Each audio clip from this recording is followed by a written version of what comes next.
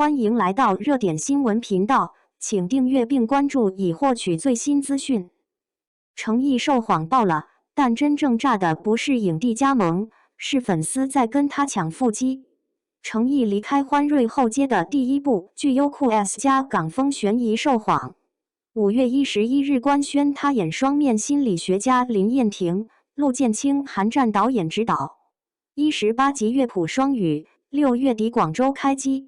梁家辉先被传加盟，又被经纪人否认。隔天执行经纪改口，再接触协调档期。古天乐、刘青云纯属自媒体造神。与此同时，程毅凭赴《山海天地剑心》《长安24季》3部入围第6届班彩罗奖。现在最热闹的根本不是卡斯，是粉丝对着他拳馆训练照疯狂解码。程毅这拳击训练照太绝了。林燕婷警探人设立住了，求多点打戏，求露腹肌，南风知我意那个尺度就可以。程毅为角色提前几个月闭关练拳击搏击，释出的训练照里6月广。冬果长袖带针织帽打拳，小腿肌肉线条绷得死紧，粉丝坚信这是在藏，不是没有。早年拍《营救汪星人》，体脂压到8%出过腹肌，写真南风知我意第1集也有洗澡戏，粉丝拿这个当他练得出也有前科的铁证。但剧方官微从头到尾走冷感悬疑调性，半个字没提身材福利，露腹肌纯属粉丝圈层自发狂欢加营销号煽风。另一波人看得比粉丝冷静，也比营销号清醒。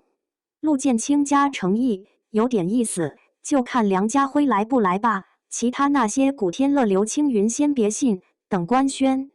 这类观望派精准踩在点上受谎班底是实打实的陆建清加编剧陈文强加迟一成。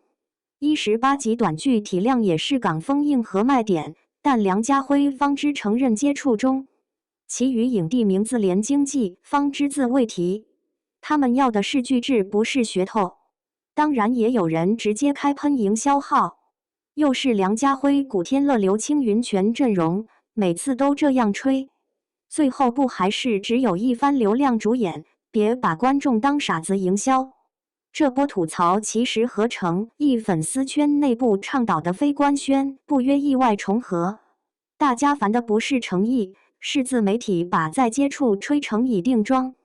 程毅本人呢？据过往工作人员说法，他私下极度害羞。早年活动穿过透黑纱被粉丝讨论后，第2天直接把衣服缝死。浪凡大夏天穿大衣也是怕被研究手臂线条。进组拍戏导敬业倒可以配合剧情，裸上身前提是剧本需要，不是给你们看。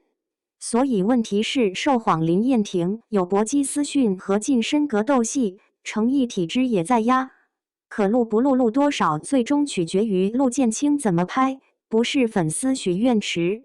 你们觉得内娱悬疑短剧敢不敢给韩战班底留这种功能性格斗后失身的空间？